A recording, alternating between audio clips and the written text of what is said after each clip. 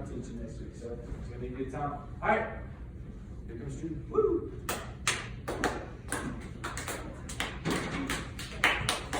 So I've got another really bad joke for you.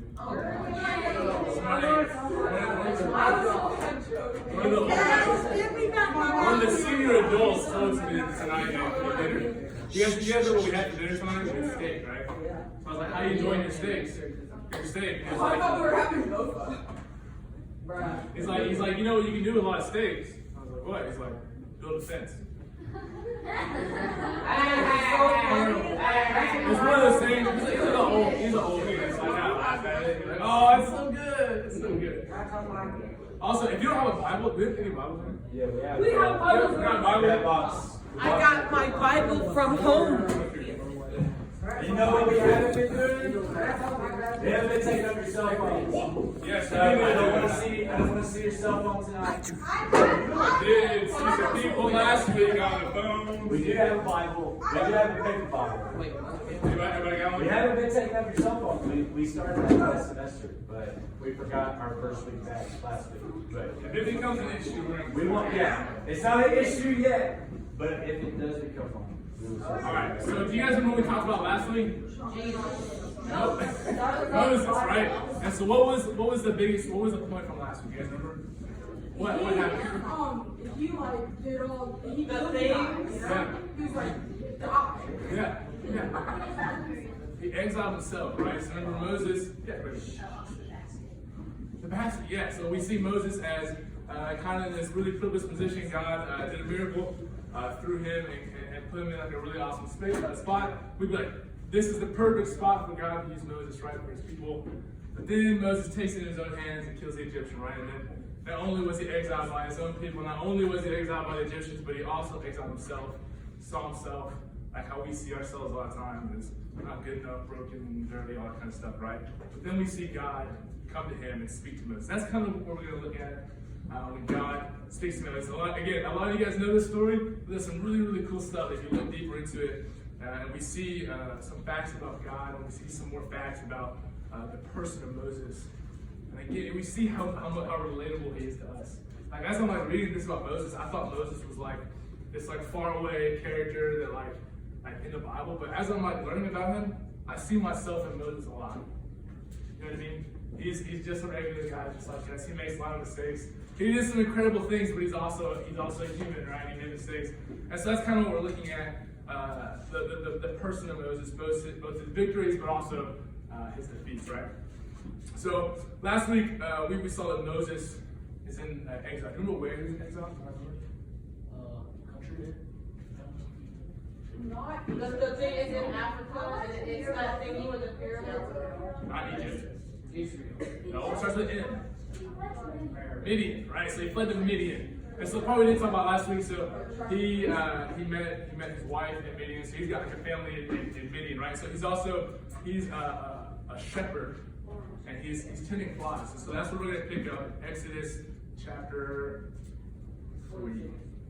Exodus chapter 3. So we're going to start in verse 1 if you guys want to follow along with me, right? So now Moses was tending the flock of Jethro, his father-in-law, the priest of Midian. And he led the flock to the far side of the wilderness and came to Horeb, the mountain of God. There the angel of the Lord appeared to him in flames of fire from within a bush. Moses saw that though the bush was on fire, it did not burn up. So Moses thought, I will go over and see this strange sight, why the bush does not burn up. When the Lord saw that he had gone over to look, God called to him from within the bush, Moses, Moses. And Moses said, Here I am. Do not come any closer, God said. Take off your sandals, for the place where you are standing is holy ground. Then he said, I am the God of your father, the God of Abraham, the God of Isaac, and the God of Jacob. At this, Moses hid his face because he was afraid to look at God. The Lord said, I have indeed seen the misery of my people in Egypt. I have heard them crying out because of their slave drivers, and I am concerned about their suffering. So I have come down to rescue them from the hand of the Egyptians and to bring them up out of the land into a good and spacious land, a land flowing with milk and honey, the home of the Canaanites, Hittites, Amorites, Perizzites, Hivites, and Jebusites. And now the cry of the Israelites has reached me, and I have seen the way the Egyptians are oppressing them. So now go. I am sending you to Pharaoh to bring my people, the Israelites, out of Egypt. Right? So we see we see God speaking through the burning bush, right? This is, it's again, I told you guys multiple times, like, I wish I was in this moment, right? So, like, Moses has probably seen burning bushes before.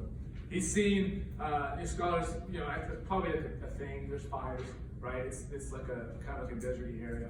Some pasture, but also desert, right? So you see burning bushes. He's looking at it, he's like, okay, that bush is burning. Okay, that bush is still burning. Like, what? It's still burning. Like, it's not burning up. It's continuing to burn, right? That'd be insane. And then the Lord starts speaking out of it, right? And he takes out the sandals as holy ground. But we see something very specific that God says, right? So first off, Moses is in exile, right? He sees himself as not worthy. He sees himself as a lost cause, right? He's kind of given up.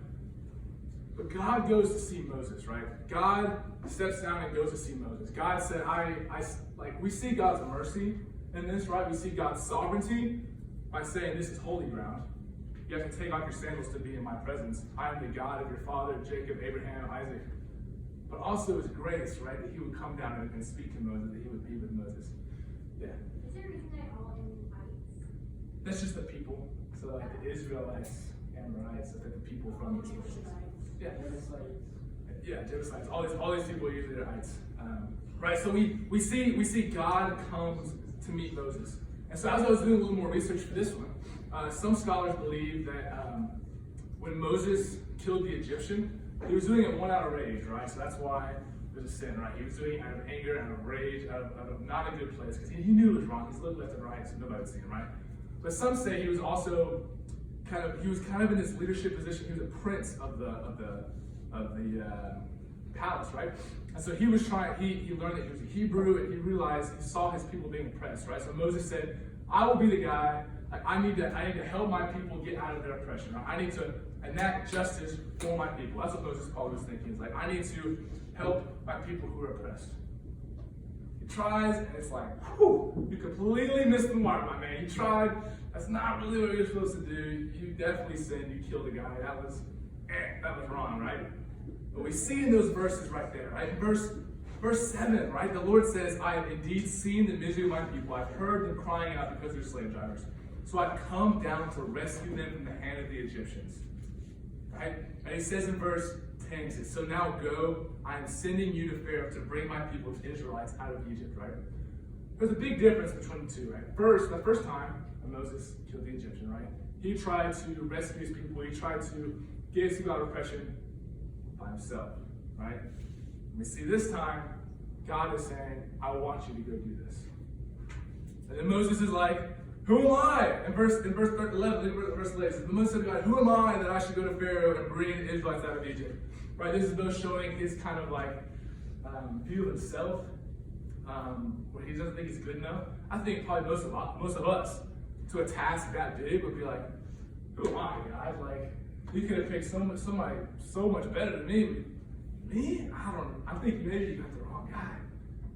But he says, who am I? And God said, I will be with you. That's the big difference here, right?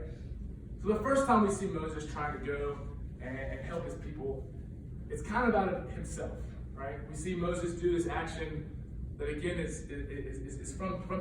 It might have been the right motive if you kind of twist a little bit. He was trying to help his people who were being oppressed and in slavery. But he didn't do it with the right way, right? He did it in his own power. When God is saying, I want you to do that exact same thing. I want you to help your people, but I will be with you. Right? So that's kind of what we're looking at tonight. That's the direction we're going, where we can do stuff on our own, or we can do it with God's power, right? God can tell us to do it, and then there's a big difference about how it works out, right? So we see another point that we see in this passage, right, is that Moses doesn't believe in himself, right? So God is like, I want you to go and rescue the millions of people that are enslaved to the Egyptians, one of the biggest powers in the land at that time, right? That is crazy. That's like, that's like trying to rescue, the Jews out of the Holocaust or something. That's like an enormous task. Like, it's insane. And so again, we see Moses. I think it's pretty normal for him to be like, I can't do it. But he only doesn't say, who am I? He also says, what if they don't listen to me? Right? So let's look at verse Verse 13 says, Moses said to God, suppose I go to the Israelites and say to them, the God of your fathers has sent me to you. And they ask me, what is his name? Then what shall I tell them? God said to Moses, I am who I am.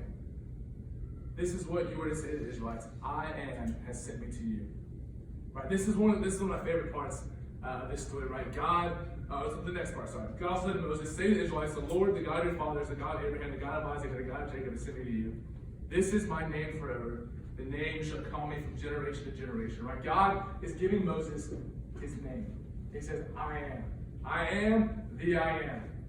Right? Another, I'm pretty sure the translation of that is Yahweh. Right? That's right. Yeah, Yahweh means I am. Pretty sure. Does it not? I know Yahweh was one. Not sure. I'd have to look into that.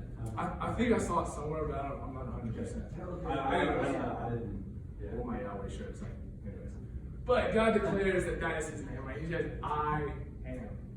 Right? And I'll be honest, I don't completely understand the magnitude of what that means. Like, so when I go to heaven, I say, hi, I am.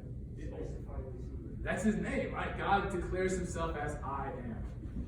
Right? Remember, the Jews, the Jews it was such a reverent name that they were scared to even write it.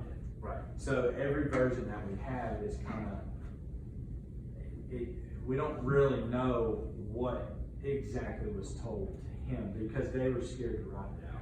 It was a very fearful thing. They revered it that highly. So just kind of a side note about the name of God. But yeah. Right. Yeah. Yeah, and God gives Moses, again, the mission of telling the Israelites who are oppressed God's name, right? And so as we continue through verse 16, it says, go assemble the elders of Israel and say to them, the Lord, the God of your fathers, the God of Abraham, Isaac, and Jacob, appeared to me and said, I have watched over you and have seen what has been done to you in Egypt. I promised to bring you up out of the misery in Egypt into the land of the Canaanites, Hittites, Amorites, Perizzites, Hivites, and Jebusites, a land of flowing with milk and honey. And then he says, the elders of Israel will listen to you. Then you and the elders are to go to the king of Egypt and say to him, the Lord, the God of the Hebrews, is met with us. And then he basically says, he's supposed to go tell Pharaoh, let's take a 3-day journey to go worship our God.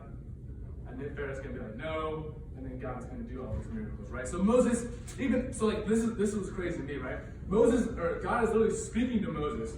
He's like, look, I want you to go do this. Here's exactly what's going to happen. I'm going to be with you. They're going to listen to you. This is what you're supposed to say.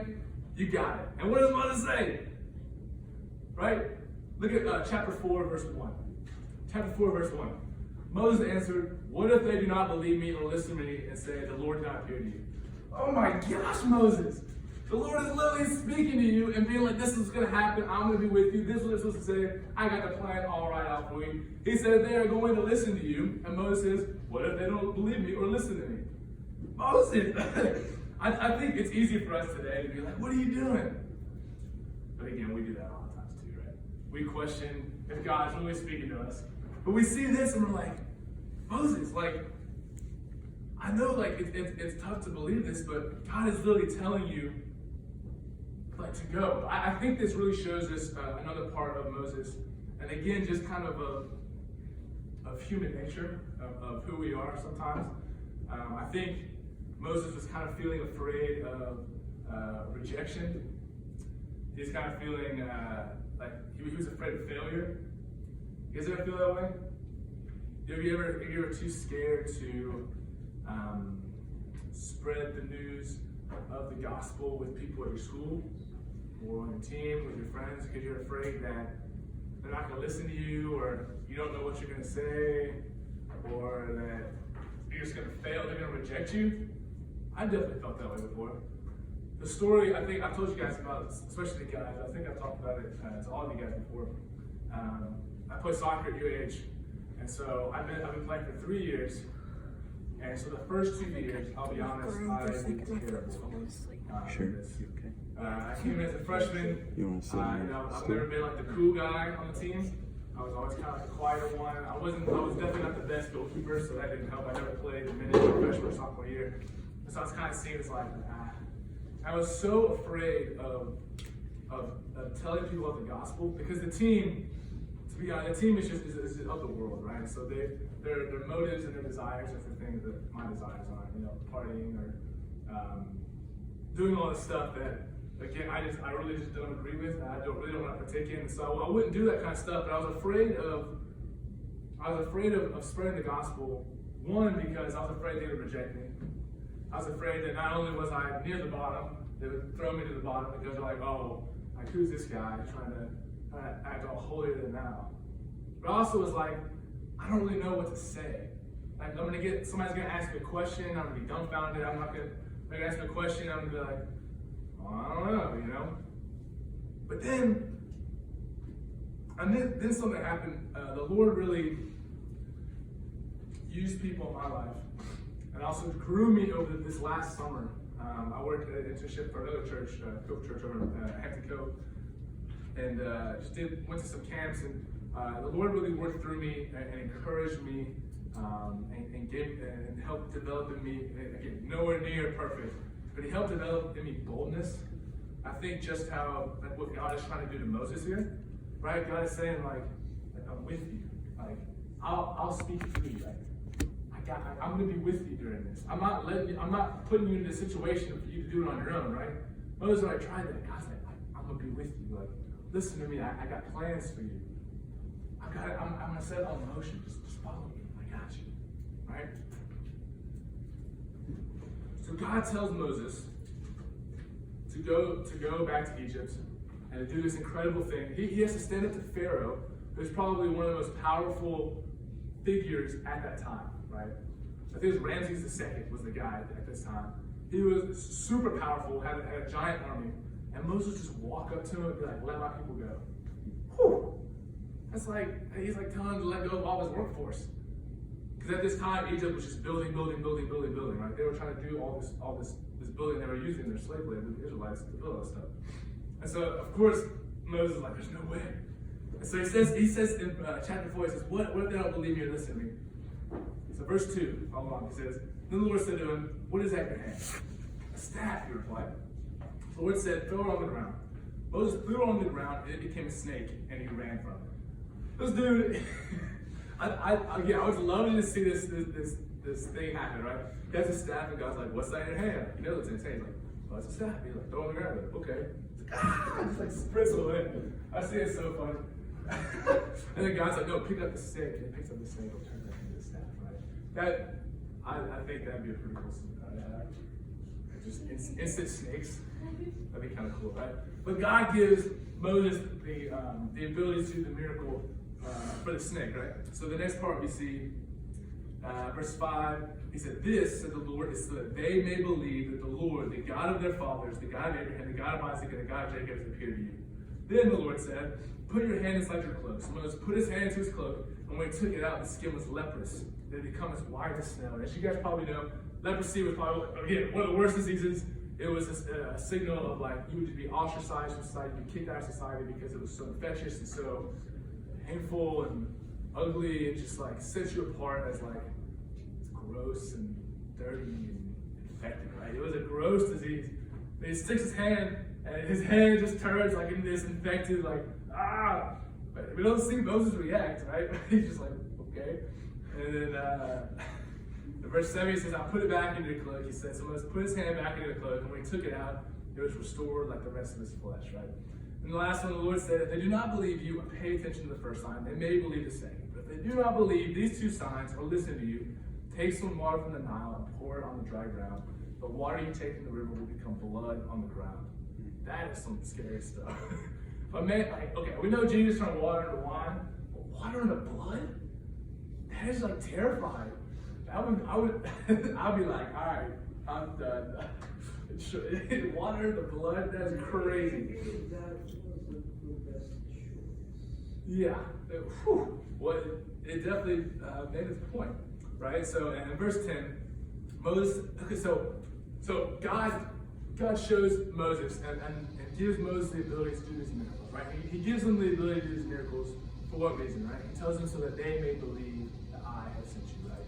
He doesn't do it for Moses to be cool. He doesn't do it for Moses to feel good about himself. He doesn't do it for any other reason except so that they will believe, right? That is the reason that God gives Moses the ability to use miracles. So God is like, he gives him 3 examples. He said, I will be with you. I will speak for you. He literally does 3 miracles through Moses. And what is the next thing Moses says? Verse 10, Moses said, Lord, pardon your servant, Lord. I have never been eloquent, neither in the past nor since you have spoken to your servant. I am slow of speech and tongue. Once again, we see Moses saying, I'm not good enough, Lord. Like, you can't, I'm not your guy. Moses, I'm not your guy, Lord. You can't use me. He's like, I'm a bad speaker. I've got a stutter. Which may be true, right? And we, I understand, right? That would make sense to be like, oh, I can't speak. Well, I'm not the guy who should speak on behalf of the nation. Right? That would make sense to us, right? But God has just given him 5 examples where Moses could have had faith, right? Where Moses could have been like, okay, I know I'm not good enough. I literally see this fact that I'm not a good speaker, which could disqualify him. But he could say, Lord, I see this stuff, so I believe that you can do it through it anyways, right? But once again, we see Moses saying, I'm not your guy. Like, awesome, miracles, cool. You can find somebody else, right? Verse 11, the Lord said to him, who gave human beings their mouths? Who makes them deaf or mute? Who gives them sight or makes them blind? Is it not I, the Lord? Now go, I will help you speak and teach you what to say. So once again, we see God, and again, I'm kind of dogging on Moses here, right? I'm kind of dogging on Moses, but again, we can dog on ourselves in the exact same way. But what do we see? What do we see God do here? We see God doesn't say, I'm out. He doesn't like, Moses continually, there's that meme, I'm out. God doesn't give up on Moses, like, all right, he doesn't have faith, I'm gone. God continually is encouraging Moses. He continually speaking to him and teaching him, like, hey, I'll be with you. Is it not I who gave you a mouth? Is it not I who made you able to speak? I made others mute, but I gave you the ability to speak. Like, I'm in control. Like, God is showing his sovereignty, but also his grace. Like, God's showing his power, but also his willingness to use Moses, even when Moses is not good enough, but also not willing. Like, God still is pursuing Moses. Right? And so we see God say, I will speak, I will help you speak, and will teach you what to say. And again, this is the point where I'm like, okay, Moses, he's like answering your questions, he's showing you miracles, he's told you what's gonna happen. All right, Moses, here's your chance. Like, here you go, here's your opportunity for faith. And verse 13, Moses said, pardon your servant, Lord, please send someone else. Again, I want to like be sad for him because he's given all these opportunities, right? He doesn't take them, right? But again, we see his humanity in it. Like, Moses is not perfect at all. Not only did he murder the guy, okay, but he also he had to grow, right? He wasn't born with faith. He wasn't born with obedience, right? We see throughout his story where he's not obedient, right? And we see right here where Moses is not quite acting on that faith. Right? God has to kind of lead him into it. In verse 14 it says, then the Lord's anger burned against Moses, and he said, what about your brother Aaron the Levite? I know he can speak well. He is already on his way to meet you, and he will be glad to see you.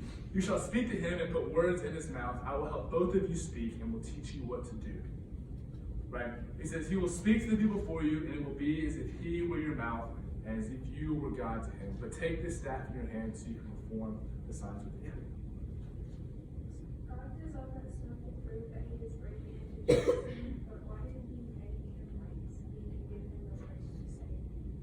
It's a good question. He could have, but we see God chose to do it this way, right? And so what this is kind of showing us is, again, God's sovereignty and power, but also God's mercy.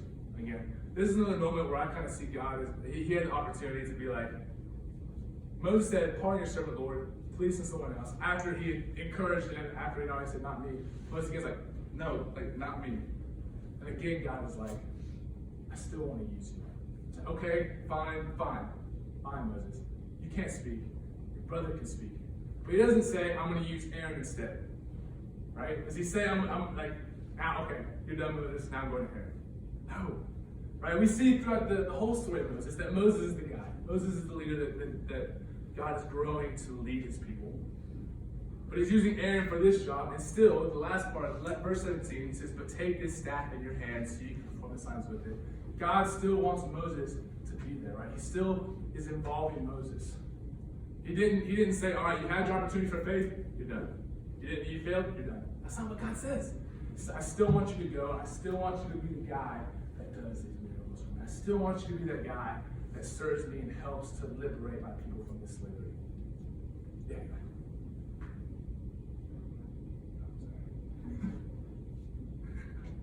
Right, so we see, again, throughout this whole story, we see the humanity of Moses, but we also see the sovereignty and the mercy of Christ, or of God. Right? We see from the beginning how God lays out exactly what's going to happen, and everything comes to pass exactly as he says. They go to Pharaoh, they're like, let's go for 3 days. And Pharaoh's like, nah. So and Moses does the miracles, and the plagues, everything, and then finally, the Egyptians let them go, right? So like everything happens exactly as God says. God fills Moses and Aaron with the words. Moses does the miracles. God is in control the entire time, right? And eventually, right, what happens? God liberates his people. He liberates the Israelites from slavery and leads them to the promised land exactly as he promised, right? We've been talking about that on Sundays, right? How God fulfills his promises. They finally get to the promised land we're talking about on Sundays, right? And so we see God's power to do that, but we also see God's grace and mercy. And that's what is so different, I think, from like, other faiths of the world, right? Other religions, it's very much works-based. You ever heard of works-based religion? Where you do right, you're approved by God. You do wrong, sorry, like you fail. So their religions are very much like it's so much on your power and your decisions and like you being righteous. But what we see God dealing with Moses is that even when Moses fails, even when Moses doesn't have the faith, like we see in Abraham, when Abraham by faith follows what God said. We see Moses, God gave him 3 or 4 opportunities, and Moses again is like, I can't. That either personally I don't believe in myself to do it, or I don't believe, like I don't have the confidence yet. God's still like, okay, I hear you. I'm angry, but we're still gonna make it happen. And Moses' decision not to do it doesn't mess up God's plans, right? It's not all on Moses. Moses didn't mess up God's plans and God had to like rewrite it. God had it under control. Aaron was already coming to see Moses. Aaron was already coming to see Moses when Moses was like, I can't speak. And the Lord said, okay, Aaron's gonna do it. And he still asked Moses to go and do the miracles, right? And that just shows me like Moses had no right at that point. He had no right to be that guy, right? We see oftentimes how when people don't have faith, it's like, okay, opportunities pass. But he gets Moses, he says, that's okay. I'm going to have mercy on you. I still want you to be part of this, right? Do you have a question, Ryan? Okay. So, into the application, right? I think this definitely applies, like to me, but also to you guys so much, right? Going back to the beginning, right, where we see Moses murder the Egyptian. Okay.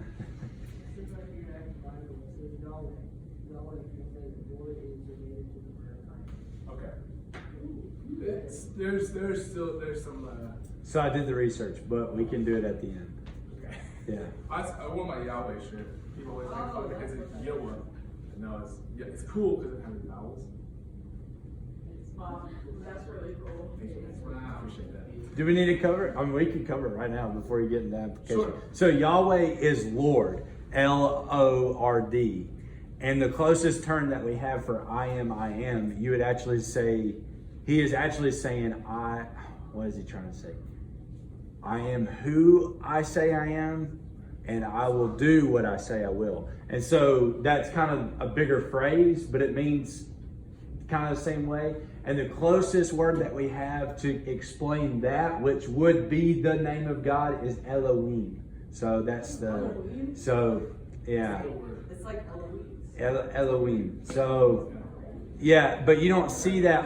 It's not perfect. So there's not really a perfect word to explain it. That's why in Revelations it says that he writes his name on his thigh, but no one can read what it says. Yes, there is. So do what? God. Go ahead. Sorry. Application. Yeah. Yeah, so like, again, reading this, it could be, okay, cool, Moses, let's dog on Moses. That's Moses, you failed, you murdered a guy, you're terrible, let's exile you, Moses. God gave you the opportunity to come back, you failed. Like, Moses, what are you doing? Moses, you're crazy, you're dumb, Moses, what are you doing? I totally see that story, Moses, in my life over and over again. Over and over again.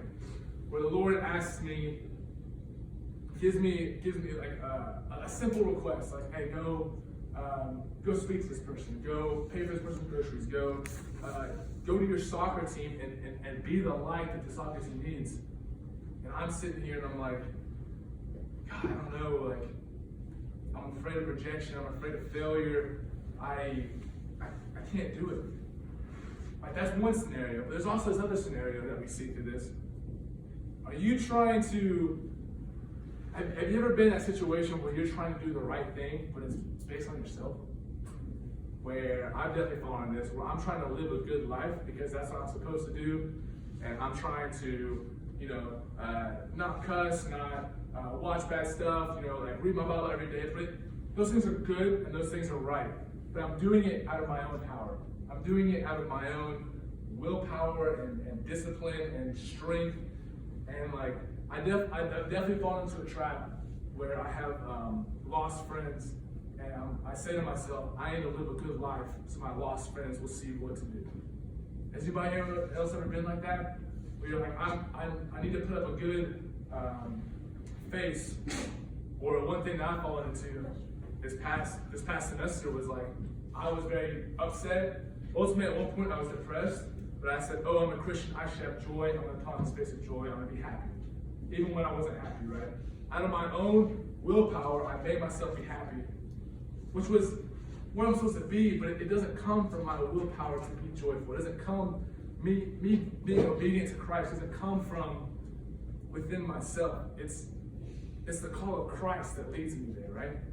We see Moses trying to do the right thing by himself, and he completely misses the mark.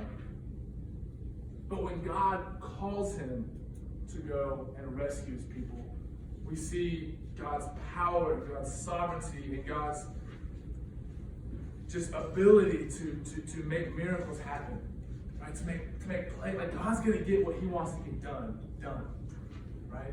So if you try and do it by yourself, you might do it, right? But that's not the point. God wants to use you. You have to be going with the right motive and the right power behind it, right? Are you trying to live a good life, live an example with your friends? Are you fighting a temptation in the dark? You have a secret sin struggle that you're not telling anybody else about. Do you have something that you do behind closed doors and nobody knows about? Do you, like, if somebody found out this thing about you, you'd be crushed. You would exile yourself. You say there's that one thing that you're hiding inside, and you're like, I can't tell anybody, my friends, I can't tell my parents, I can't tell people at church that they're gonna judge me. Like, I have to take this by myself. No, that's not what this is telling you to do.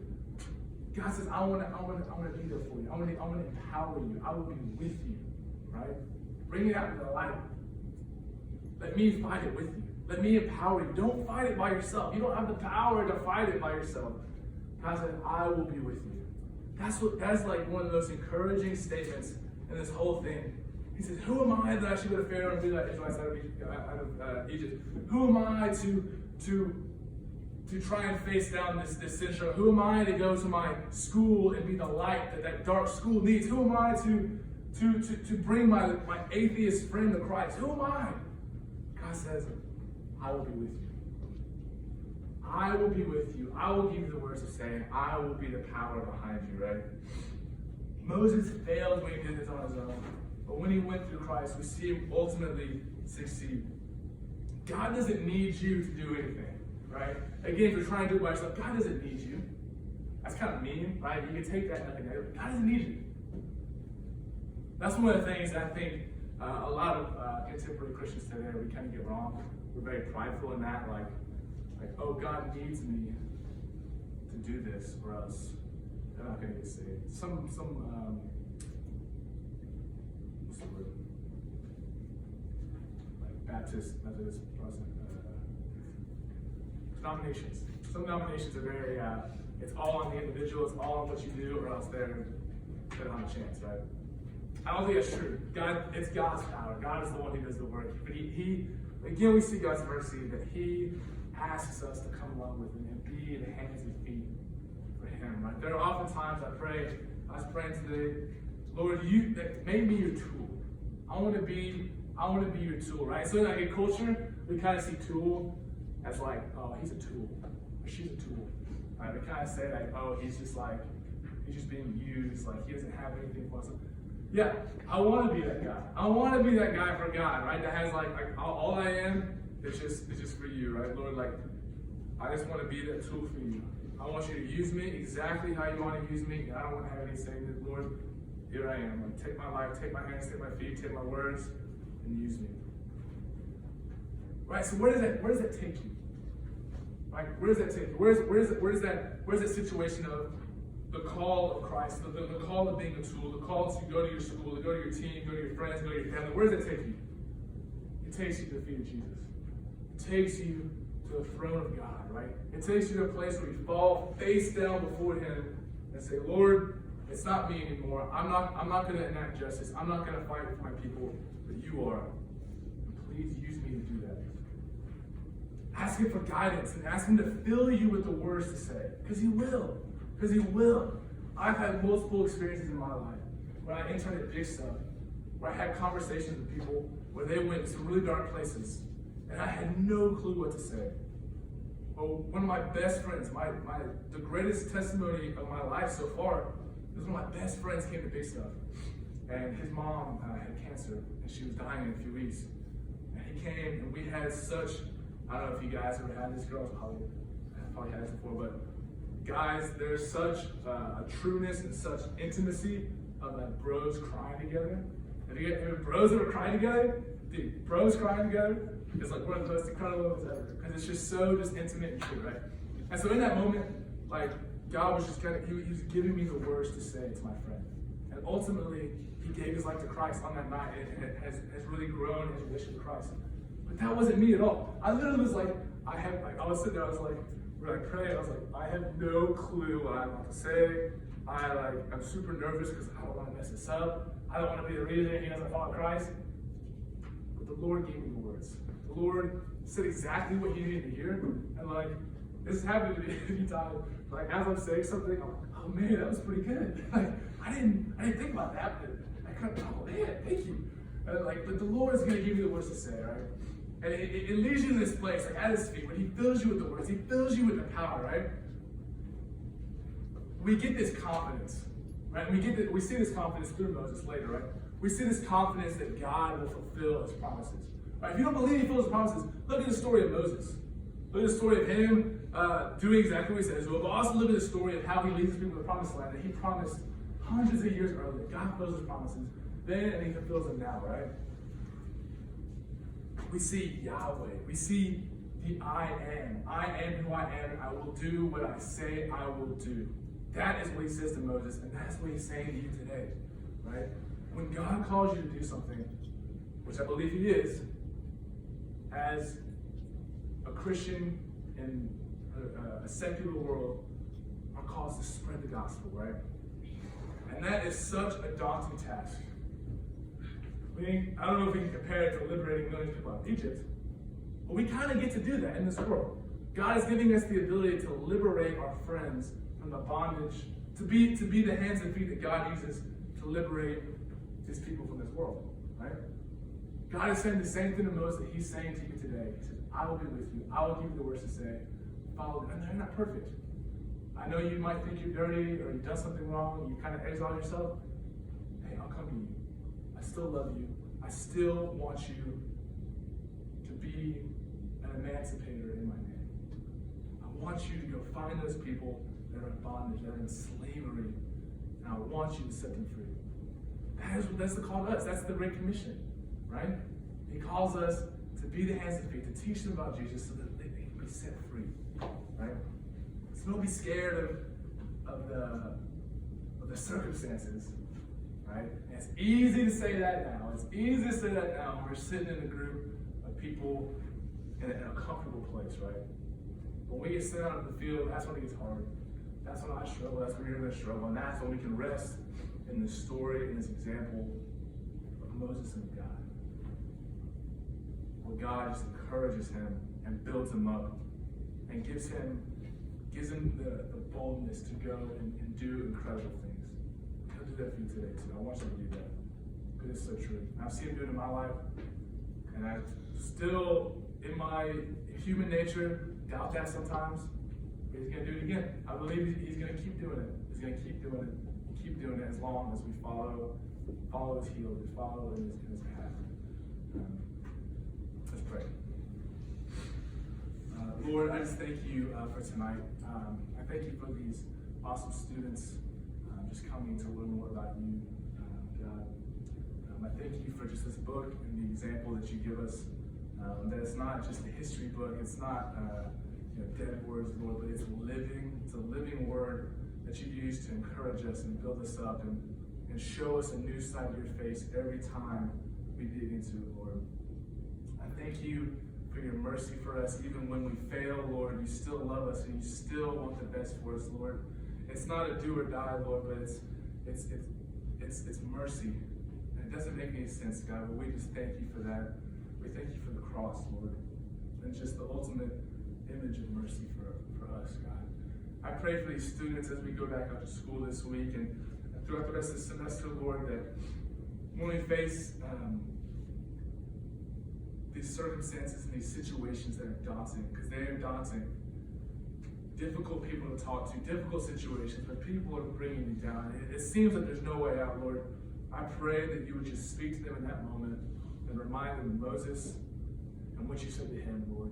And speak to them, Lord, that you are with them, that you empower them, you will give them the words to say, and give them the confidence that they have in you, Lord. I just thank you for all the blessings you give us, Lord, and continue to ignite a passion within us every single day. We love you so much. In your name, amen. All right.